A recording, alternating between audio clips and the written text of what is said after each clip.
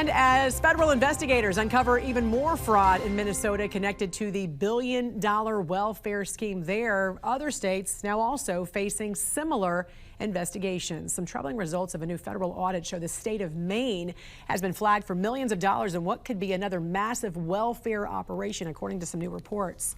Joining us to discuss this investigation is Steve Robinson, editor-in-chief of the Maine Wire. Good morning to you, sir. Great to have you on.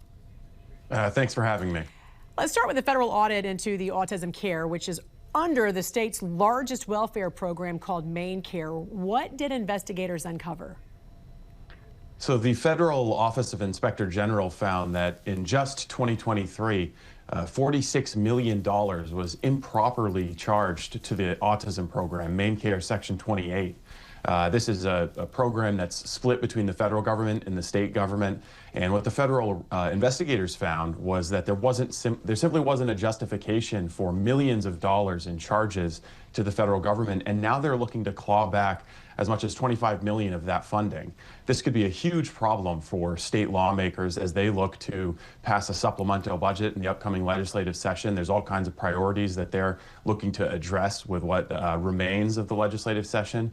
But now they have to figure out what's going to happen when the federal government claws back that money. Yeah, but that's just one aspect of the Medicaid scandal that is gripping the state right now, because there are multiple other fraud scandals that are targeting other areas of our autism, our MaineCare program. Your separate investigation, I was just going to say, focuses on a single office building in Portland that became a hub for Medicaid home health agencies and international money transfers. So walk us through what you found.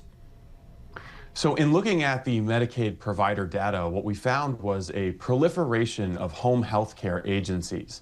This is a relatively new program that was created under Governor Janet Mills, where offices essentially go into people's homes and provide care with the tasks of daily living. That could be help showering, help buying groceries, help doing the dishes, anything like that. The offices we found were all ghost offices. We found office buildings with 5 or 10 one-room suites where no one was there on multiple times where we went to check them. We talked to the landlords and they said that someone showed up and rented the office suite and no one ever showed up at the office. This was just to check a box on the requirement to actually get paid by the MaineCare program.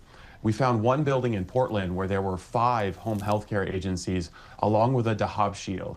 The KABB shield is the preferred money transfer system of the Central Bank of Somalia. Oh, wow. When we were there, we actually saw a Brinks man walking out with bags of cash and getting into a truck.